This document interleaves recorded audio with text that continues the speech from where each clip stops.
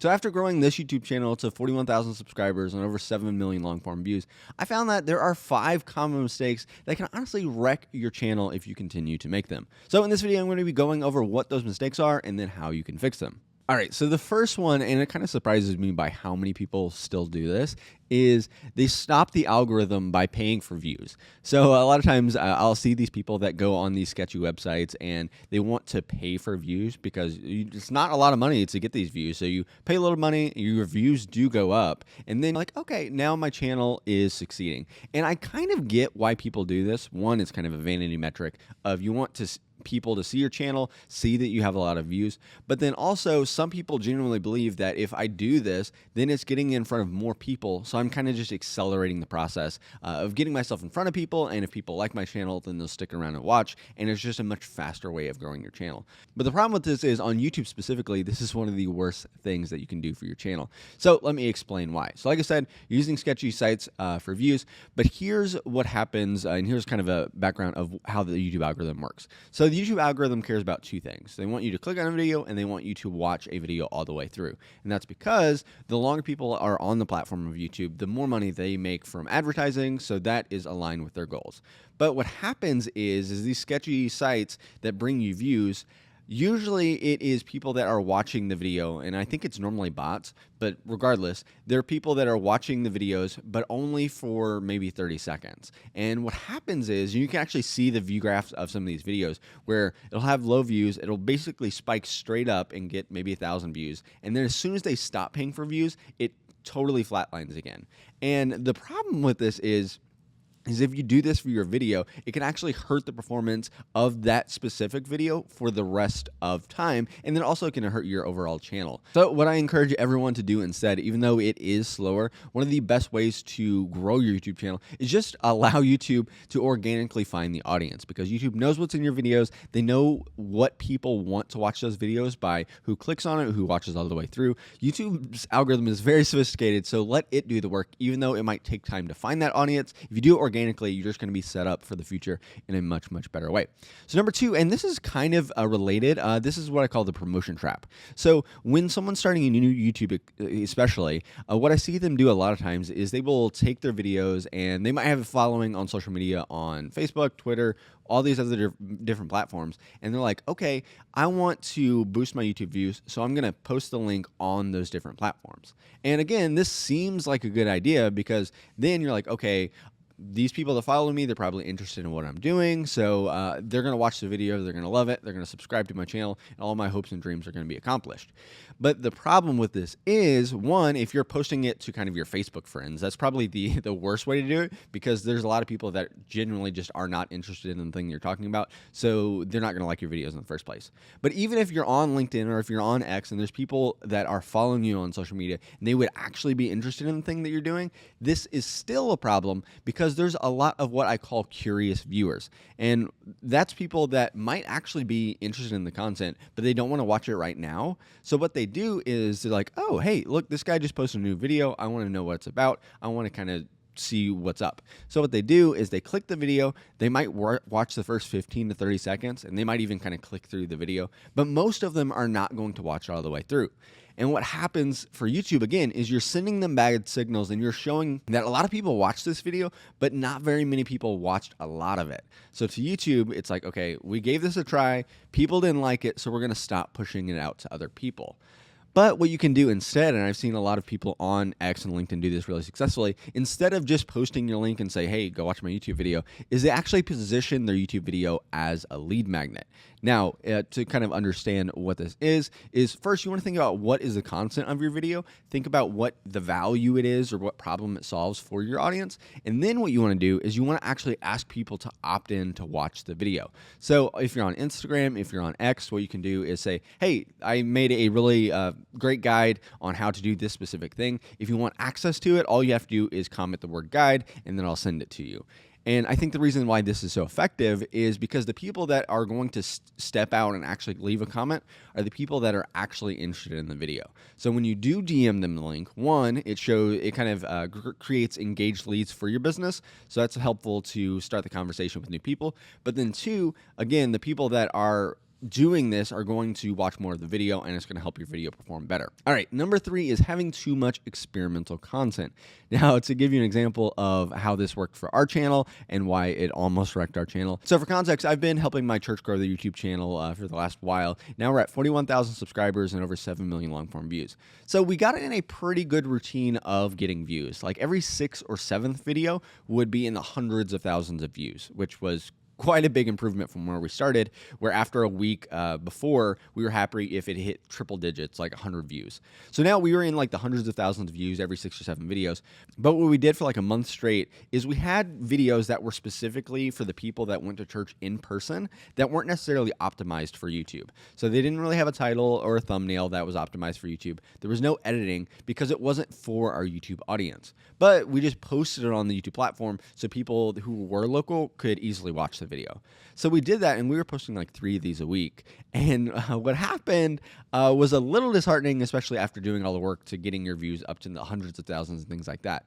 Because after doing that, and most of them obviously did not perform very well, kind of like we expected, I think the top one was like 300 views. So we had a bunch of videos back to back to back that underperformed our channel's average. And I think what that told YouTube is, hey, kind of like you do on a video, is a lot of people are not watching this channel. Like they're seeing the videos up there, but they're not choosing to watch it. So we're going to stop recommending this channel. And to show the ramifications of that, the next month and a half or 2 months, the top performing video we had was 3,000 views, which again, every 6 or 7 videos, we were in the hundreds of thousands. We've had a video that's 2.7 million views, multiple videos that are in the 3, 4, 5, 600,000. And for like 2 months straight, we could not hit over 3,000 views. And I think that's because there were so many videos, again, back to back, that didn't perform well. So it stopped pushing out our videos.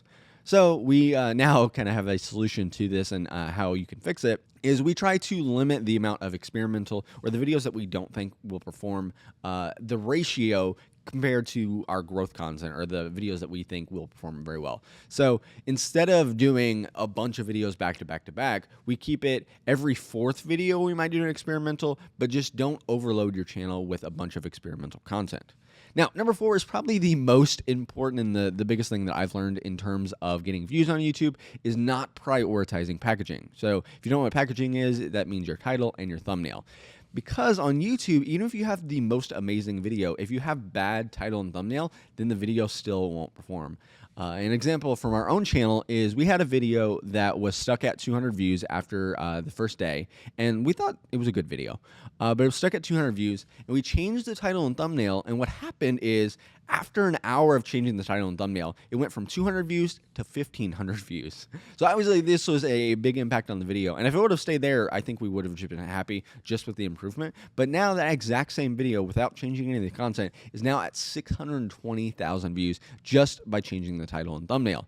So I cannot stress this enough. Make sure you are focusing on titles and thumbnails that are highly effective. And one of the best ways that I do this is instead of just starting from scratch and saying, okay, what do I think would be an interesting title and thumbnail, is I look both inside my niche and outside my niche and look at all the different high performing videos, look for titles and thumbnails that may be on a video that gets a lot more views than the channel's average. We call those outliers. So if a video performed really well, look at the title and thumbnail and take those as inspiration to make your own titles and thumbnails. And I think your videos will perform a lot better.